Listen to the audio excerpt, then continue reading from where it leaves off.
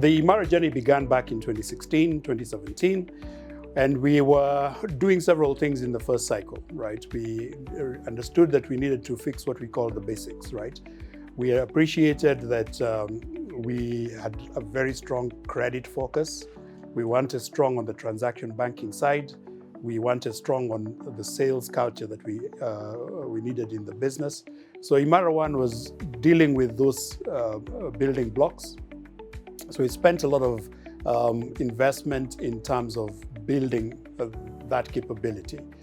That has then allowed us in iMara 2 to then start looking at the focus on new markets, right? New segments. In particular, we were looking at digitization and the opportunity that it brings. Even though this had started in iMara 1, we're really building it out in iMara 2 so that it could then enable the growth that we were looking at in the retail and business banking space in particular. And so we also had a focus then on those early building blocks, defined the customer value propositions more sharply in iMara 2. And that then led us on to iMara 3, which started in 2024. And we are now on the tail end of that cycle, right? It's a 3-year cycle. So 2026 is our final year. In 2025, we have made some significant strides in terms of expanding our retail network, right? We are now at 71, 72 branches odd.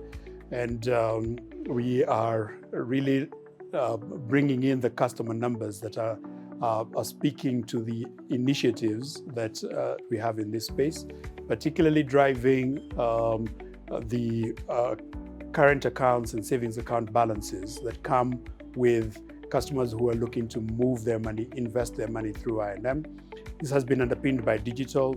We have been building out our digital business, making sure that we're not only just looking at how customers can onboard easily through digital platforms, but also how they can actually finance themselves through this platform. So the 30-day loan that we introduced in the tail end of 2024 really came into its own in 2025. We have deployed over 20 billion shillings through the digital platforms. Just on the 30-day loan, which is a solution that really took hold in 2025, we did about 5.5 billion shillings in terms of disbursements.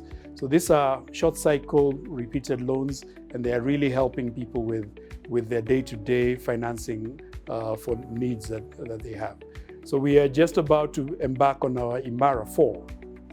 And here we are going to be looking at what the landscape is telling us we really need to be focusing on. So that ideation is beginning now. So when we are ready, we will come to market and say what our focus is going to be.